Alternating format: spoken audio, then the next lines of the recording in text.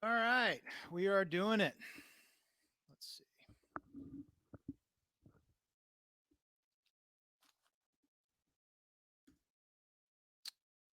We're back again, everybody. Welcome, welcome. Thank you for tuning in. If you are watching this right now, let's do all this together. Let's take our little clickers. Some people call them mouses. Some some people some people call them pointers, whatever you call them. And let's click the share button on Facebook. Let's get more people tuning in. Let's get more people tuning in. Why did I say that twice? I don't know. Maybe it's because it's quarantine. I'm like losing my mind. Okay, let's see. So I'm gonna share this to some places on Facebook. Give me a one momento. Let's see. Share in a group.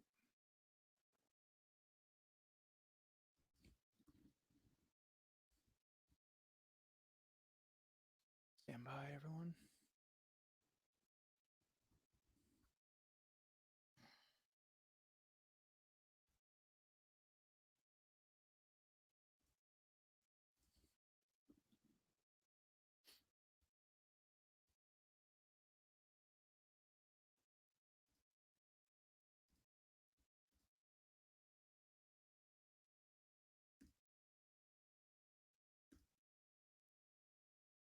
Okay, guys, we're doing it.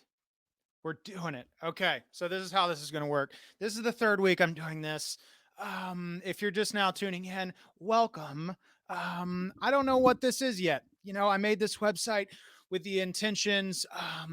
When I got spasmodic dysphonia such a long time ago, I didn't know where to go. I didn't know where to find information, find things that would help me.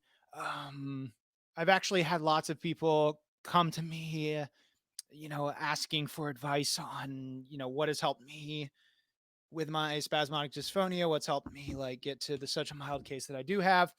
And I realized, there were many great places online where you could find a lot of great information, the NSDA website, there's lots of great Facebook groups, but there's not like one resource with information. So that's why I created a website called sdsidekick.com. And over time, I kind of want it to be just like a one stop essential resource for people where they can, find information about things other than, Botox and the traditional things to help people with SD, as far as vitamins or acupuncture and all kinds of things. But I also want this to be an outlet to raise awareness for spasmodic dysphonia. Yeah, it's not many people still to this day know about it. It's one of the rarest conditions in the country, and I think only 300. I don't know what the stats are. I think 300,000 people, something like that. Some really low number have it. It's pretty crazy. But yeah, we've started doing these live streams on Facebook. It's been really fun. It's been super therapeutic. We get a really fun reaction. People like come on here and vent and discuss things and ask questions, and then I'm wanting to, like, over time, whenever I do these, it's been really awesome that it's been weekly. I'm wanting to bring in people, that I know, that I don't know, people with SD, people without SD, just to discuss it and discuss their relation to it and discuss whatever is happening. It's more of like, I don't want this to be like a typical like interview show. I want it just to be like a conversation and a place where like people watching can submit questions, and if somebody with SD wants to come on and just vent, they can just do that. And but I want this to be a platform to raise awareness first and foremost. What this becomes in the future, I've said, I don't know. It might, turn into a book. It might turn into somebody that has, you know, if somebody comes along and wants to turn this into some kick-ass iPhone app that is ends up being just a video game, whatever, I'm flexible, man, you know, but right now it's at its infant stages, and with that, I got that formula. I'm feeding that formula at infant, and I'm watching it grow, and it's cool. Like I think that this has an opportunity to first and foremost just raise a lot of awareness. So this week we will be having my awesome friend Elizabeth Mihelich. She was one of the producers on Cookie. She is a dear friend of mine. We are working on lots of fun stuff together. Um, and yeah, I'll be bringing her on here shortly to have a conversation. This is not a formal interview, so it's not going to be crunchy. It might get awkward. It might, we might veer off the road of SD because Elizabeth does not have SD, and that's okay. We accept her. But no, we are going to be bringing on her on here shortly. And if you are watching this, like I said, please share it on Facebook and Twitter, wherever you want to, help raise exposure for it. But yeah, this is a platform that myself, Shane Hartline, has created to raise awareness for spasmodic dysphonia and for people with the condition to hop on the SD Sidekick website and find a list, a plethora of information about things that they can try to find relief with this very, very rare condition. Like I said, as far as things from vitamins to acupuncture, all kinds of other things. But let's without further ado, let's bring on my dear friend Elizabeth. Hold on. Oh, Boom. wow. Hi. Fancy. Yeah, that is. I've been using this Pretty dark. website, StreamYard. It's really super cool and simple, and it's like forcing me to do more live streams with my platform. So Yeah, it's it's awesome. I've never done any. You're my first ever live stream. hell yeah. Hey. Hey, I was talking to Gabby earlier, and I find like whenever these now, it's to me, I get kind of the same kind of adrenaline rush that I get when I do improv. Like for me, this Oh, is like scratching that like performance itch because yeah. it gets like instant feedback. People are like leaving comments and instantly giving you feedback, like Yeah. so that's kind of I've really missed that in the quarantine, like Yep. performing. Um, so this is like I'm kind of forcing myself to like use this website and Yeah, it's very stream cool. on all my stuff. But how are you? I'm doing good. Yeah, Yeah, we act like we don't talk to each other like all the time. all the Um, but nonsense. for people that don't know you, like give Yeah. a brief intro of yourself while I crack open this LaCroix. Ooh, fancy. Yeah, I'm Elizabeth. I am a writer, producer, actor that has worked in hospitality and restaurants and all different types of things. And I was honored to produce Shane's short film, Cookie, about spasmodic dysphonia. Oh, Yeah. it was genuinely one of the best experiences professionally that I've ever had. Yeah. I was talking to Gabby the other day as about Cookie as well, and like I think I was genuinely those 3 days that we shot Cookie like professionally was the happiest I've ever been, and maybe like all around in my life I like was like this happened, like we made this happen, Yeah. not really any hiccups, Nope. and it's like happening before our eyes, like better than we could have ever imagined. Yeah. And it's like like it's like the dream scenario. It's what we all like want to do, and it happened, and it was beautiful. And like that's like those 3 days were like the happiest I had been in such a long time, and like it's really addicting. It is. It is. I mean, like I've produced lots of shorts as well, and they don't always go that swimmingly. And like I'm a good producer. I know what I'm doing, and things can go well. But that shoot, particularly Cookie, like things just really like fell into place that needed to be in place. Whether it was like the crowdfunding campaign or finding a hospital close enough to that diner where we could do half days for the Mhm, shoot. And so I personally believe when things happen that way on projects, like everything is happening exactly the way it's supposed to go because mhm, it's supposed to be happening. mhm. And I Yeah, think that was a big part of that.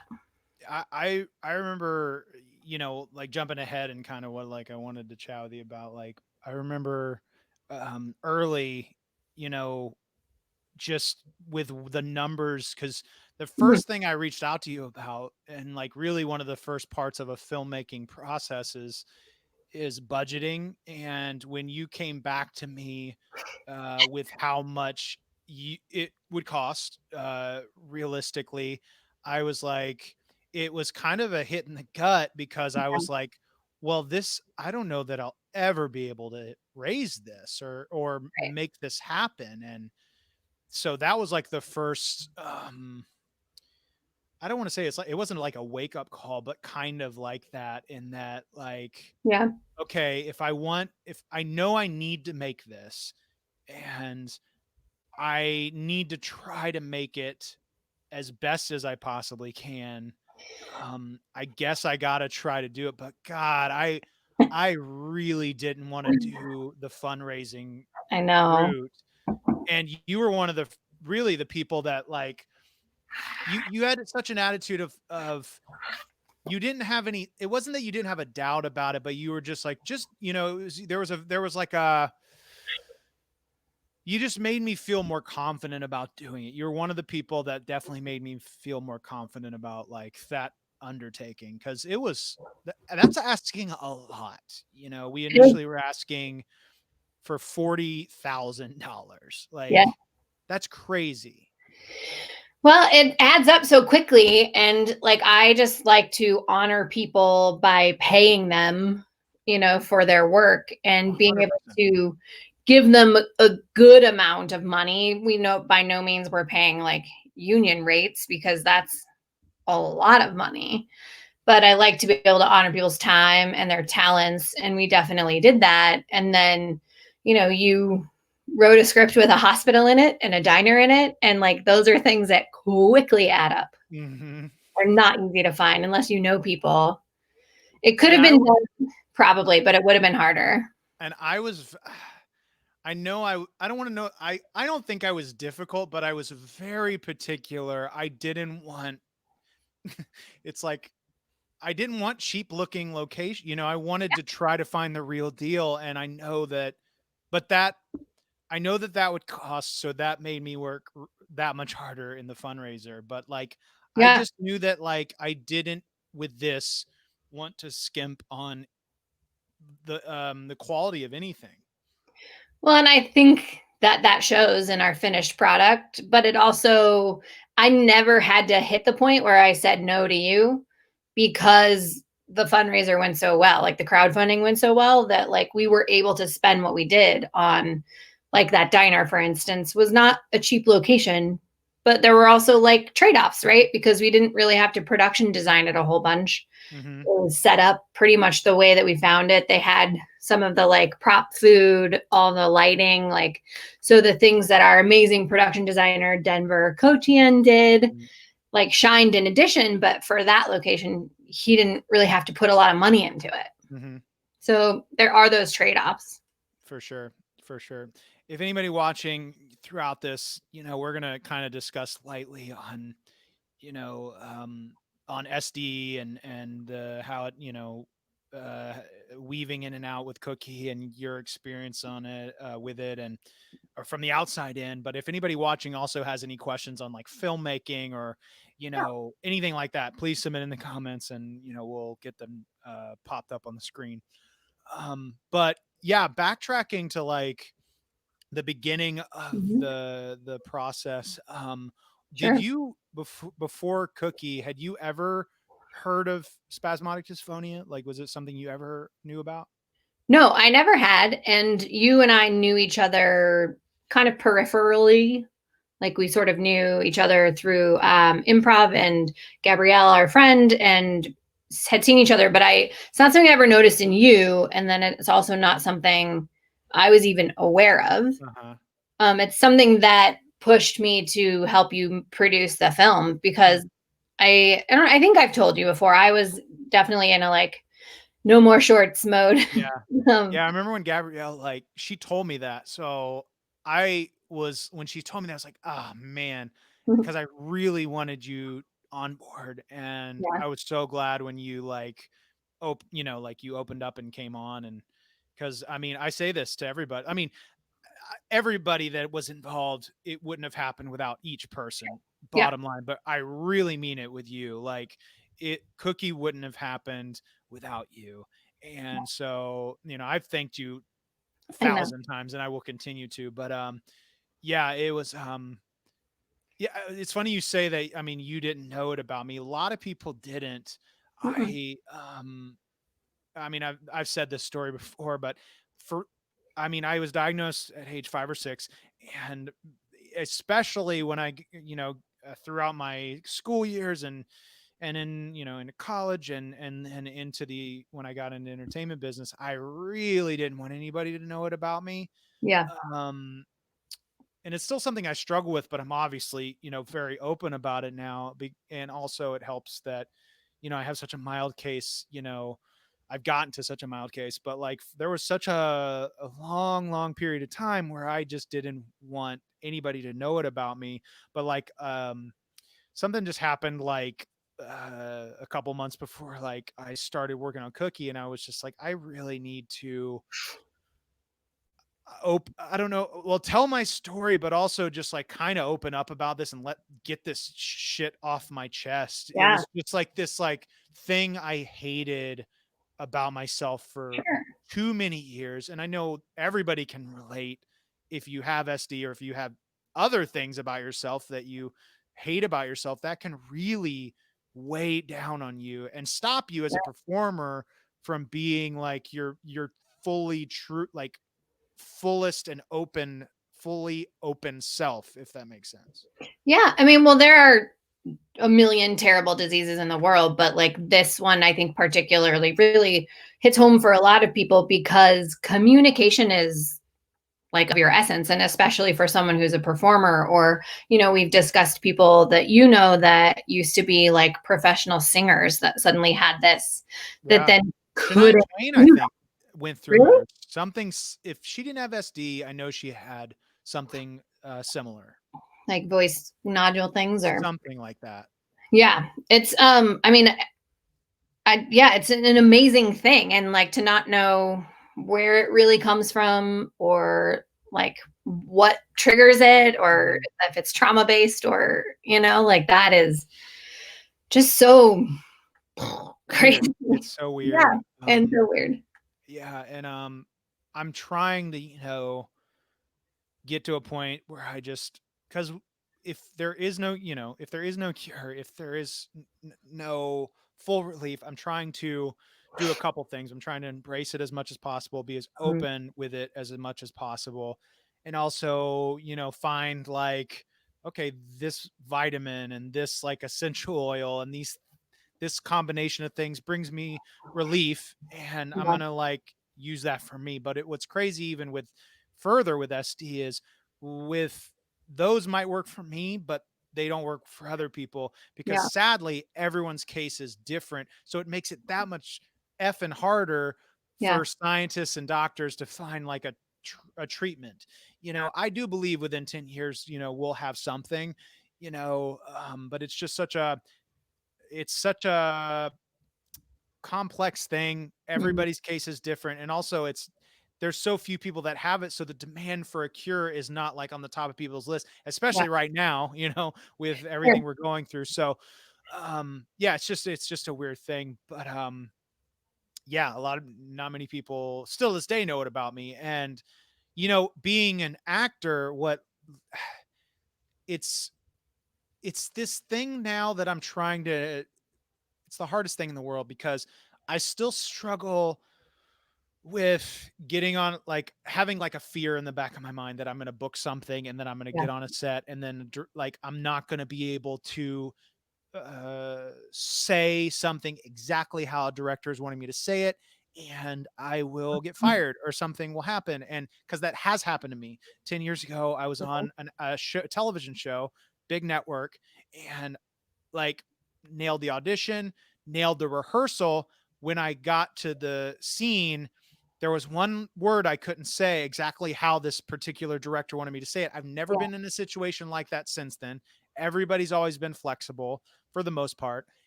And he cut my line. Like he cut it. And so that really like effed up Yeah. my head a bit and Yeah. caused even more. But I'm really like, if anything, I want to really be an advocate of it's. I feel like, this is I don't call it a disability, it's just a physical limitation, and I Yeah. feel like actors with vocal limitations can still tell stories. I don't have to be a cookie cutter, say it like that guy, and I shouldn't say it exactly how you want me to say it because I say it how Shane says it, and you Right. brought me here for a reason. So I'm trying to live in that confidence, and it's Yeah. it's a goddamn practice, but Sure. but I feel like we can all relate to that. Like, Yeah. with actors where we get in our heads about so Yeah. many silly things. Well, So I think first of all, that guy's a bad director because he should have been able to like work with you or be open to changing a word. Or it sounds like he was just trying to give you a line reading, which that's not what he actors 100% are was. for. Yeah. But I have a question for you now. If that same scenario happened now, do you think you would be more of an advocate for yourself in the moment and 100%. let him know what it is? Like, did he 100%. know at the time? It would be so different now. Now, don't get me wrong, like it would still be uncomfortable for me, Sure. but 10 years ago, Shane would never ever have like been like, I have a vocal condition that causes me to have like, like my Yeah. certain pitches are I just can't hit Yeah. or, in certain words, certain pitches. But now I would very, very much, say I have a neurological condition that affects my speech Right. because, to be selfish, like if that guy was to be a dick about that, then or to say something about that after I said that, he would be a dick. And but also it's like you said, it's like don't give an actor a line reading. No. You brought me to this set for a reason to say these words how I say it. Yeah. So let me say it how I say it. Yeah. Well, I also feel like now, especially in today's day and age, if you said something about having like a physical disability or a neurological condition, I feel like someone would step in and be like, just let him say the line. Sure. And like I get there are some times, that like if we were on a Steven Spielberg, set and Yeah. he and this was and he needed this one line exactly how he needed it for the bigger picture of the film. That instance, but trust me, this show I was on was not the case. That was Yeah. not the case. So it's like I get there's sometimes, certain situations and sometimes commercials want certain things a certain Yeah. way, but like for the most part, like I want to be an advocate, for people with vocal limitations because excuse me, I have met people with SD, that I know wanted to be actors or wanted to be singers and it like, it cut like I know I'm so fortunate with the mild case I do have Yeah. to have done as much as I have done, but I know there's people with far far more severe cases, Yeah. and that's really the story that we tell in Cookie is, the character of Gabby has like a severe case. So it Yeah. is a little bit harder. She can't get any words out. So it is a tough situation with something like SD and wanting to be an actor because you do still have to talk, but I want to be an advocate and I want to find a world where people can still because there people with SD still talk to people and still live, and so they're still human beings Yeah. is my it's Yeah. like I just want to really be an advocate for that. And that and Cookie is like the first step of it. Yeah, it's such a beautiful film, and I think even just, like, the brief showings that we've had so far and a few people that have seen it's opening up their world, so, like, I can't wait to take it to more of an audience Me too. where people can learn what this is. Yeah. I um yeah, that had me thinking about that why okay, let me formulate this. Because I don't want to reveal like anything yet about, something we know about Cookie, but how do you Yeah. think people will respond when they get to see it on a wider spectrum? Um, It's a hard question. Like Yeah. for because we've only shown it to 2 audiences, Hmm. and the reaction has been very positive, and it's been mixed crowds of people with and without SD, and it's been really cool, the positive reaction. But like, who's done who I hope that it connects with people and people universally can kind of like relate to the story. I think anyone can relate to the actual story without even having SD because Mhm. it's about someone being afraid of being their true self, putting themselves out there and taking a risk for something that they love to do. Mhm. And that's a universal story. Mhm. So I think that will resonate with people, but I also think that the knowledge of spasmodic dysphonia and like what it is, I think will really inspire people to kind of figure out more about it and to know more about it and to accept that into society, I guess, if that is that a right way to say that. Sure, yeah. Um, I think it'll go over really well. I mean, there's always somebody at some film festival that's going to have like some opinion that's going to be Sure. like, what? What are you talking about? Mhm. But Sure. for the most part, I think the people that I wanted it to affect in a good way, like the people with SD, like they're all really loving it, right? Yeah. Yeah, the people that have seen it, it's been really I wish you could have been at the Atlanta private Uh, screening because it was yeah, it was a really special night. But there will be more, yeah, and we have some, hopefully can reveal some news pretty soon about some other yeah, awesome things. And Cookie's off to so many more festivals. We do have a question from yeah. Julie Melody. What festivals is Cookie entered in, and when will we be able to release it to the public? Take it away. Ooh, well, the festival circuit is a weird, weird game, just like anything. So we submitted to a wide variety of festivals, and we've gotten a couple of rejections, which happens all of the time because it's based on what festivals are curating, what they're showing, how we fit into it. We might have some news soon about a festival. We're starting to see the winds change a bit. So there's not too much we can say about that right now. Hopefully, we'll be able to show it to a public audience soon. Um, Usually, we haven't really discussed this in like detail, but usually it's about a year run of the festival before we put it online or try to get it to some kind of a shorts distributor. Seed and Spark has a really good platform that shows shorts on their platform. I don't know. Yeah, Jim. I've been kind of telling people like late 2020, early 2020 potentially for an online release.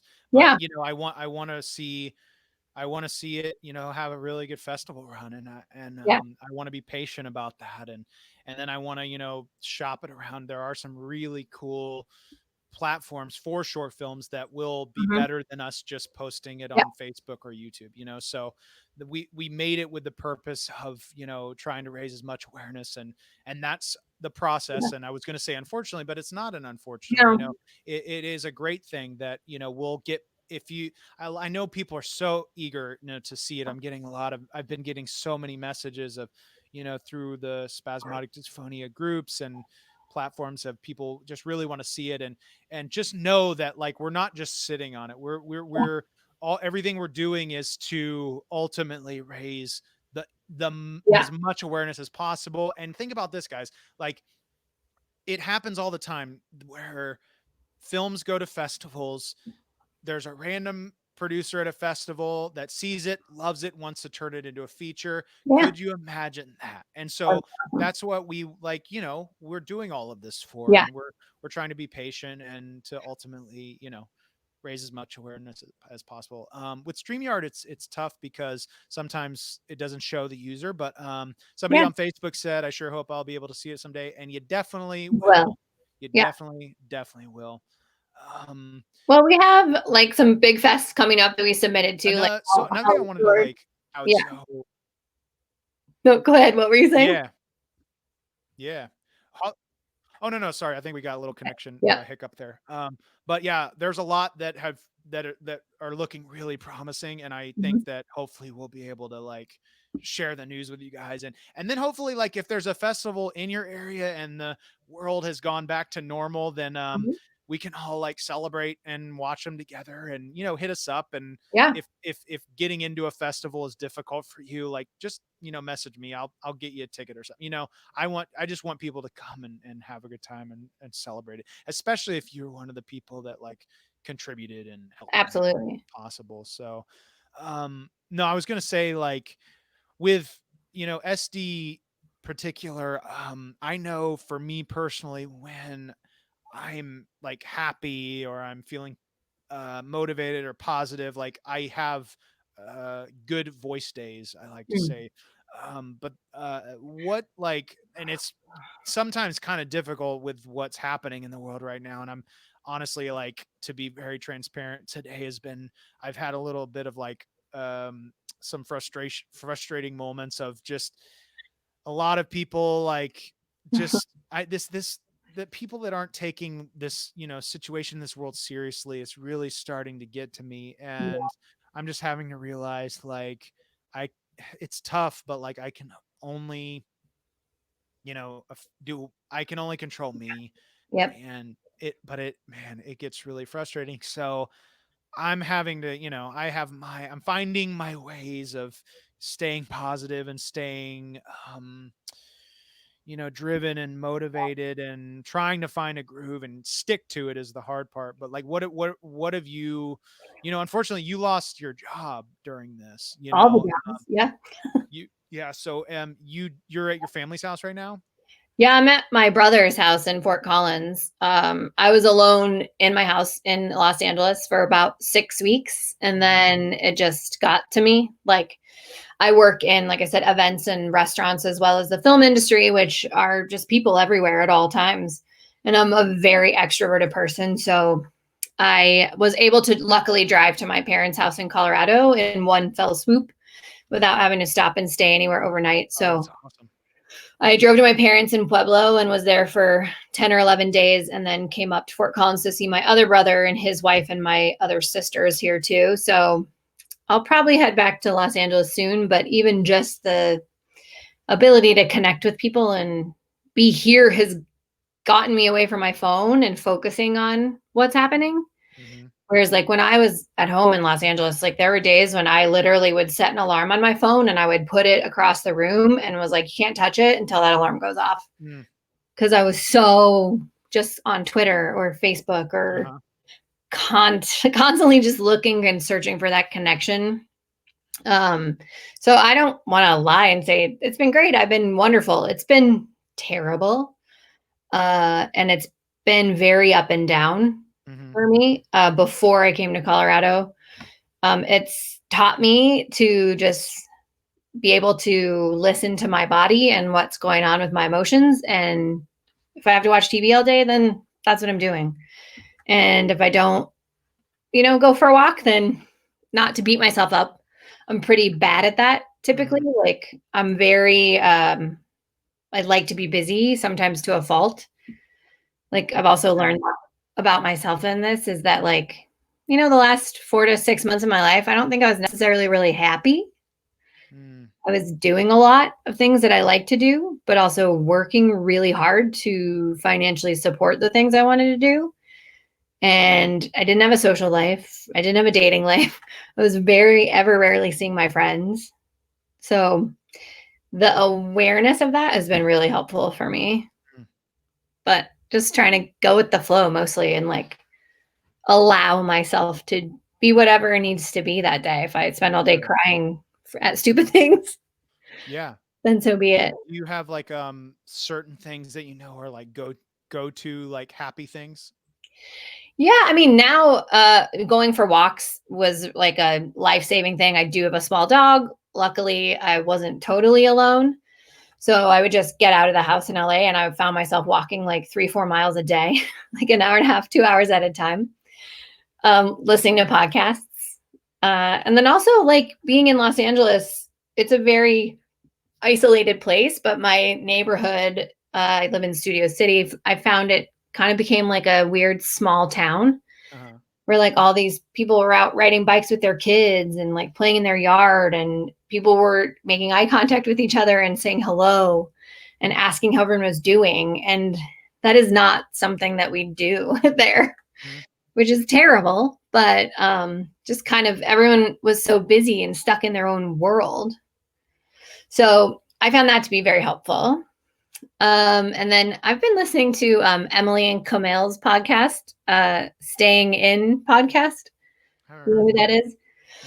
No. Kamel Nanjiani. He's a Okay. Pakistani comedian, and his wife Emily V. Gordon. They wrote the movie The Big Sick about their relationship, and so she is a high risk person, and so they've just been doing a podcast every week about, they call it the weirds, that were in the weirds, and like one of my favorite parts that they do is they talk about what weird thing made them cry this week. Hmm.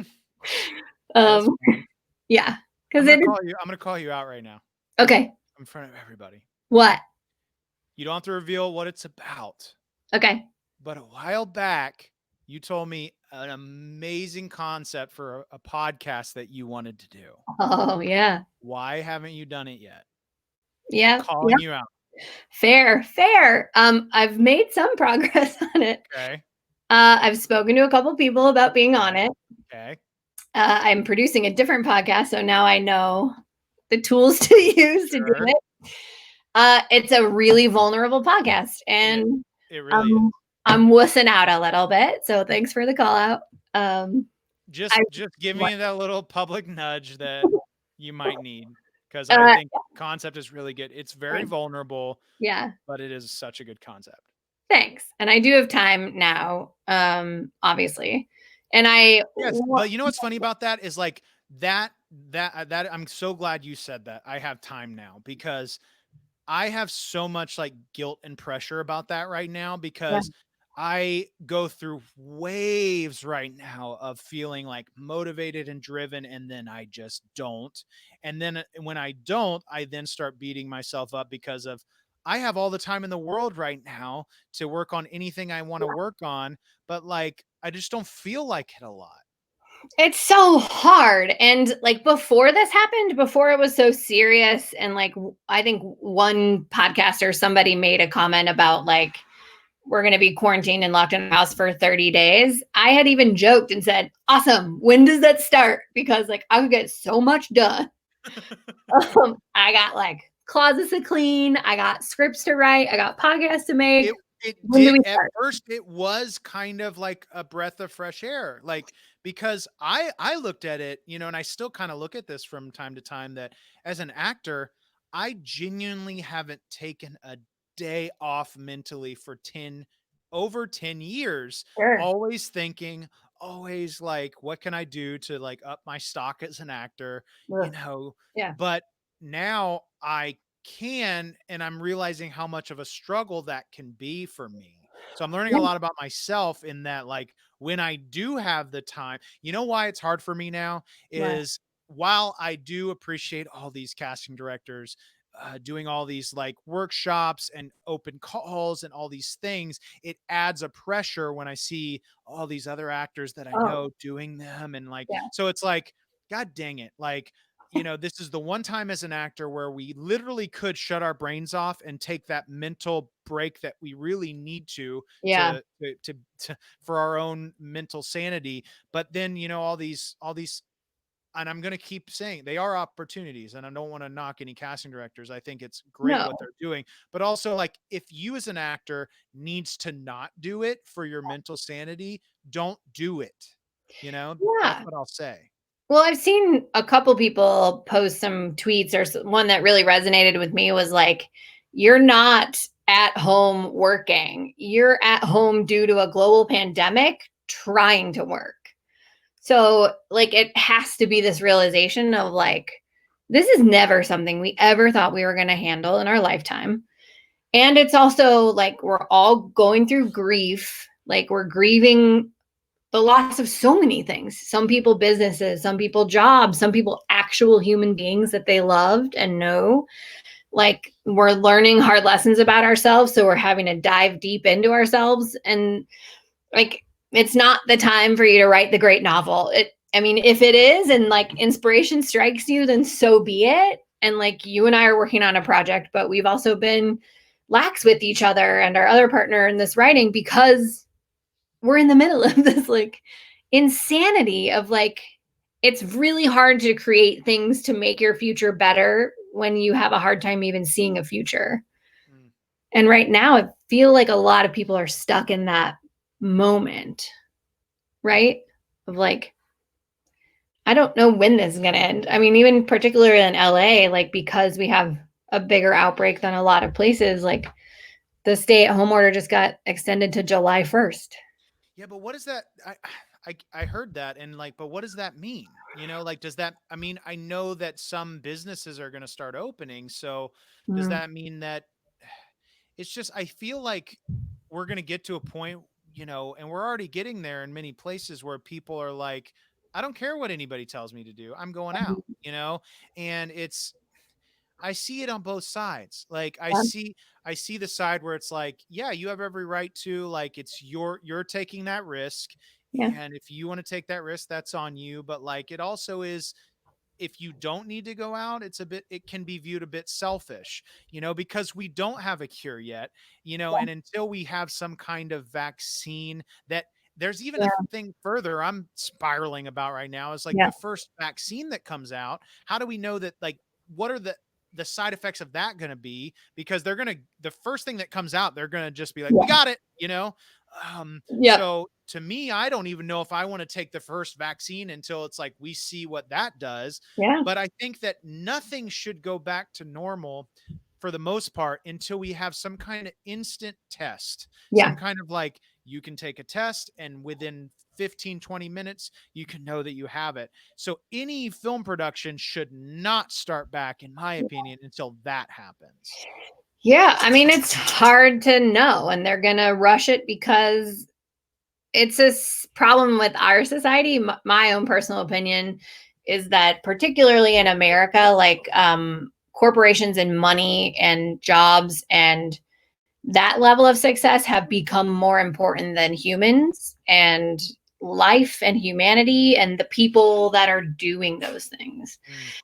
It's just gotten so twisted. And so we're definitely hitting up against that right now of learning like who thinks humans are more important and who thinks money is more important, because life might be rough for a while, but we'll get back through it if the economy falls. I mean, we had the Great Depression, and I am not obviously an economist or know anything about all of that, but like inflation has just gone up and up and up and up and up while like wages and all of this has stayed here. So it's like inflation, cost of living's all up here, but like wages are all here. The people we care about, health insurance is like up here. We don't care about anything that has to do with human beings. So we're learning that lesson now a hard way. Mm-hmm. So I don't know. Like doesn't answer anything, but like, Yeah, I mean, like, I've been on the fence because I'm in Florida with my family right now, and I don't know when I should make the car ride back.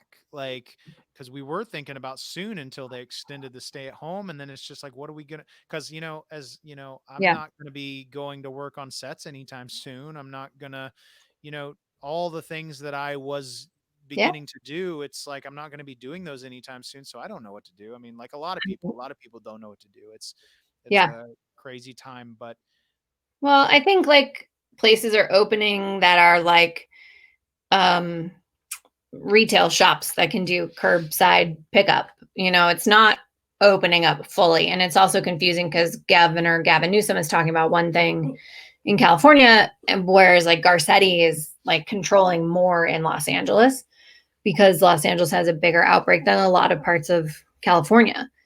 But I work in restaurants and events besides the film industry. So it's like everything I do is like probably not happening until 2021. uh, Or if it does, restaurants will come back at 50% capacity. yep. Will people come out? I don't know. Half the But staff is going how do to you be on. like, who governs that? Like, who? There's no police going around. Are the police checking? Like, who governs that? Well, I think the CDC has issued some warnings, and then I've seen some guidance from like Okay. LA County and like the California state. I do have a friend that works in the industry in Atlanta, and they're back to work. They're open. And she said it's been pretty good. They're pooling all the tips, so they're sharing all the money, which makes it a little more fair. But she has to wear a mask while she's talking to a table. Mm. And I don't know, like I worry too about like social cues and being able to talk to people, and like I can smile at you behind my mask, but you won't know that I'm doing it, Yeah. and I've seen some of that go down like in public at fights in grocery stores or something where you're just like, oh god, come on guys. But it's just fear, and like the number one thing we have to remember is to like have compassion for everybody no matter what they're doing, because Mm. we're all in this situation, we're all reacting in our own best way. But there's no answer, right? No. I don't know. No. No. um I just keep trying to tell everybody, just like open your hearts and just try to have compassion for everyone, Yeah. because Absolutely. you just can't know what's going on. And like maybe people can't afford to stay at home. No, and I get that. And like my dad owns 2 companies, so Yeah. he's like, I have to go to work. Like, Yeah. and I'm like, I totally get that. It sucks. It's the weirdest and hardest situation in the world because I mean, every time somebody like goes out now, there's a risk, and Mhm. but people have to go out. Like, Yeah. it's a tough situation, and Yeah. I mean, we you will have to tear know, off the Band-Aid soon, and part of the problem is not having any like quick real tests, quick tests or real strict guidance from the federal level that like rallied everyone. I mean, we have Italy and London or all these other countries going through the exact same thing. But if you think about the size of those countries versus like the size of the United States, it's like we have 50 small countries that are all trying yep, to like figure it out. yep. Yeah, So, what scares me is I of the now everybody going back out the like second, a um, second, what do they call it? the second wave. Second wave happening. Yeah.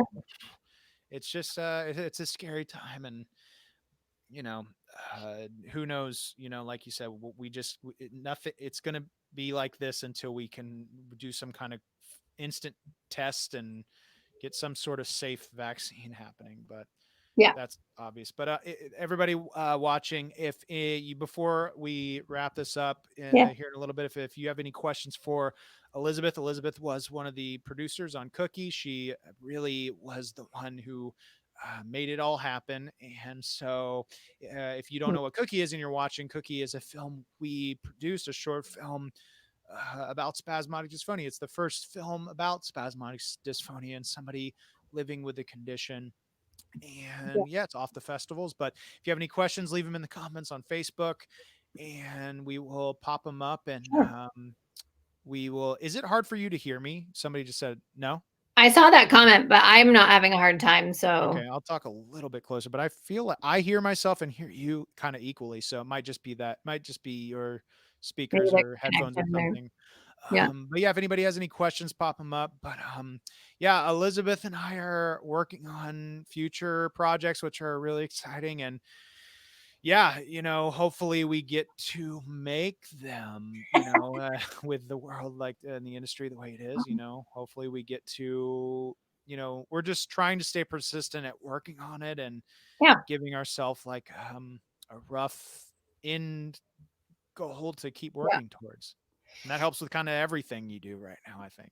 Yeah, for sure. And it will happen one day and it will open up. And I think in terms of the film industry too, it's gonna be helpful in the sense of like it's gonna reduce the bloat and like all the crazy amounts of money people are spending on things. It's gonna Mm, get funneled into, safety and sanitation and providing a better environment for everyone, and possibly like shorter work hours, which was something that was like a struggle.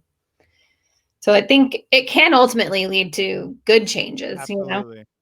Absolutely. I think a lot of businesses are, realizing, oh, people can work from home, be more productive and save Mhm. money. And the planet is ultimately like So, taking a breath for the first time in a long time, so that's yep. a beautiful thing. But well, thank you so much for hopping on here Yeah. and having a convo with me. I'm Yeah. sure we'll have you on here again. I'll Yeah. probably keep doing these, once a week. It's something that is really therapeutic for me. And like Yeah. I said earlier, it's like, it feels like I'm on a stage, sort of, and I miss that. So, Yeah.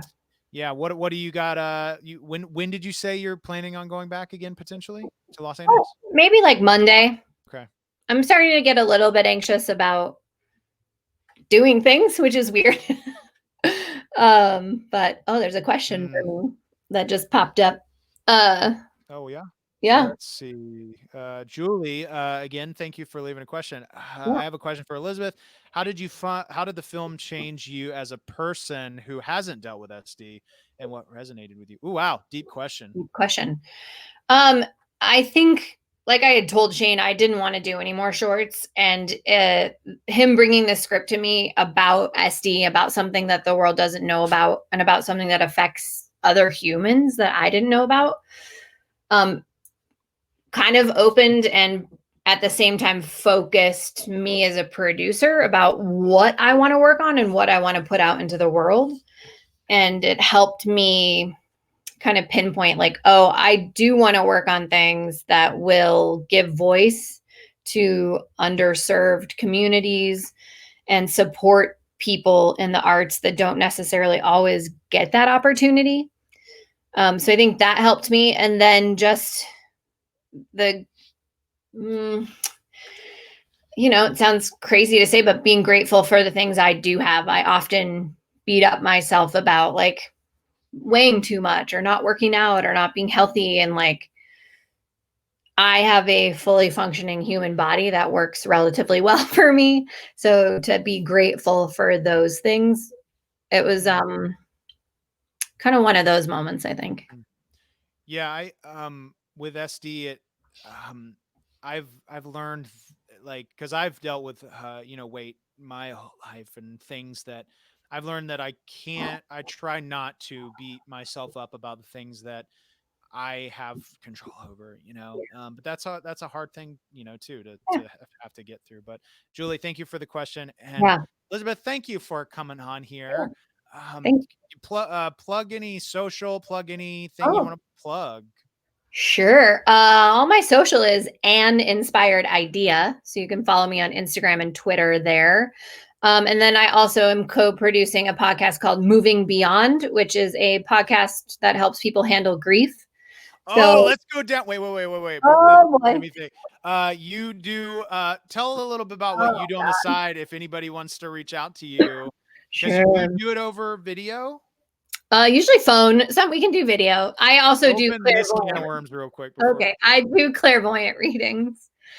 Uh, Yeah. oh boy, you're really outing me. Yeah, it's something fun. I actually like learned how to do it a couple years ago. I I think think it's awesome. thanks. It's fun. I think personally everyone can do it. I think you just have to learn what modality works for you, how to open up and do it. So I read psychic images with my third eye. So I will read energy in present time and then describe them in picture form oftentimes. And a lot of times they don't make sense to me. um, Ooh, it'd be fun to have you but, maybe back on here and do one. Could we do an woo, Uber live stream with that? yeah, we could try. Oh, let's Uh, do it. all right.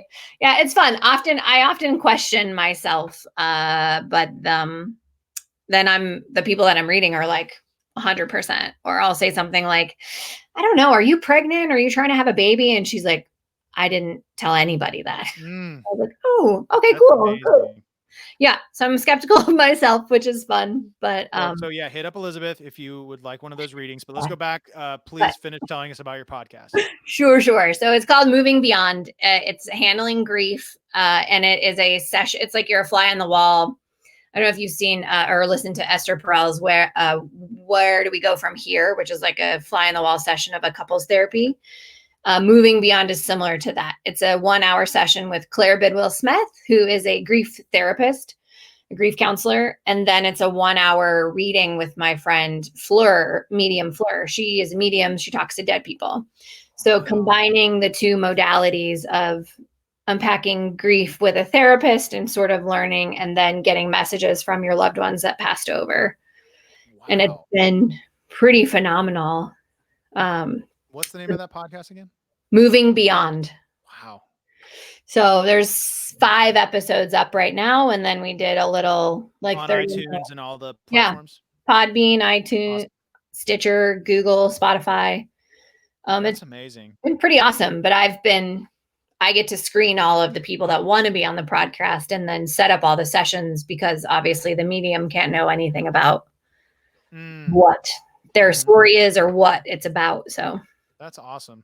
Well, yeah. very cool. Thanks for coming on and having a Yeah. convo with me. I'll be talking with Yeah. you tomorrow about our other project. Yeah. I'll see you in the morning. See you later. Bye. Thanks, guys. Yep. Everybody, that was my dear friend Elizabeth Mihelich. She is the producer of Cookie. Cookie will be hopefully coming out late 2020, early 2021. But like I said, we want it to, get to as many festivals as possible, raise as much awareness as possible. So we have to be patient with it, and yeah, so hopefully we'll be able to share some news soon on some promising looking festivals about Cookie. If you're watching and you don't know what Cookie is a short film we did last year with the help of probably many people watching. We were fortunate enough, beyond our wildest dreams, to raise 51,000 to produce the such a beautiful short. And it is about SD, about spasmodic dysphonia, and it's the first film about the condition. And if you're watching and you don't know what you're watching, my name is Shane Hartline, and this is SD Sidekick. It's a project I have started because I've lived my whole life with this really, really rare neurological condition called spasmodic dysphonia. Most people that know me, that or may have just met me, would never even notice it. But I've lived with it since I was about 5 or 6. Doesn't make me physically feel any weird way. I'm normal other than my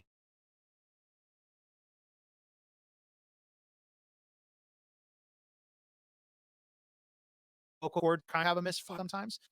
Oh, well, I lost the signal for a second there. Some days my voice is better than others, but SD can affect people severely and completely debilitate their voice. So I wanted to make a website which is a one-stop source for people with SD or new to SD or people that are curious about SD that can go to it, learn about it, learn about ways that they can find relief from it. A lot of people on all these different platforms have suggested vitamins of different kinds or books and all kinds of things. And I just want a one-stop source with all the things that you can pop in your Amazon cart with your other crazy things you're adding in your cart on Amazon, and see if it helps you. Because people with SD, the only thing we're suggested as a treatment right now is Botox. And there are so many things out there. I know Julie Melody, who we had a conversation with last week, is doing some amazing Zoom breathwork sessions. So message her, get in on those. I think it's free. So, and she has a amazing book on Amazon called Breaking the Stranglehold. Highly suggest that. There's a lot of great books on Amazon about spasmodic dysphonia, but I want to keep doing this. This is really therapeutic for me. Someone said, "Thank you for your effort, Shane." No worries. I have been really enjoying coming on here, and just it's really therapeutic. Like I said, to just be able to talk with you guys, and I miss performing so much. So I'm taking advantage as much as possible with all my platforms to live stream right now, because this is kind of like a stage for me. Like, I get to come on here with no script and just rant and answer your questions. If you guys have any questions before I wrap this up, definitely leave them in the comments.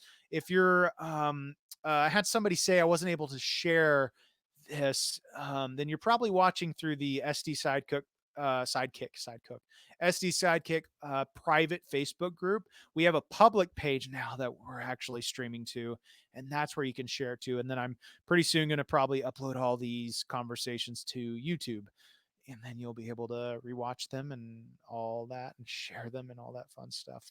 But they will soon be able to be rewatched on sdsidekick.com. But yeah, thank you, Julie. Thank you for watching this week and being on last week. It was great to meet you. But yeah, if anybody has any questions,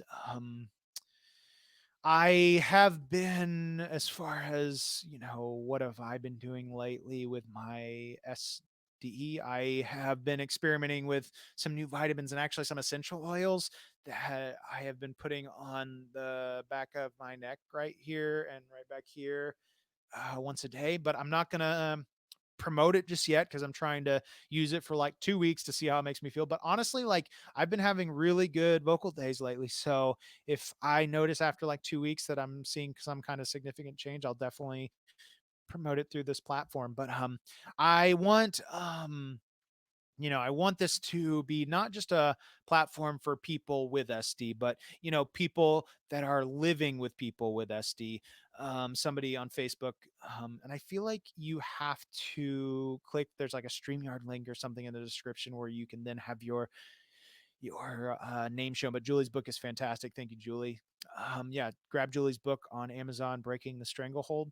But yeah, I want this platform, SD Sidekick, to be not just for people with SD, but for people who live with people with SD or that are curious to learn more about it.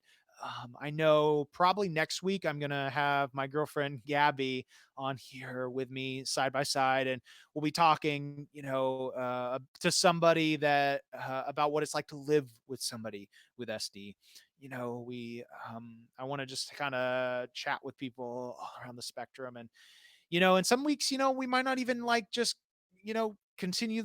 We might talk something completely off that loosely relates to SD, or people with other types of vocal conditions that are similar to SD. I want to keep it very open because I don't know, you know. Um, I want to just keep it open and my options open. But like if anybody ever wants to hop on here, like let me know, send me a message. It's very easy. I literally could right now send you the link to hop on and we could then chat and you could be streaming live to the world. The name and all the lights. Hollywood. We watched Hollywood on Netflix. It's a beautiful show. Highly recommend you guys watching it. But yeah, I wanted to thank you guys for tuning in.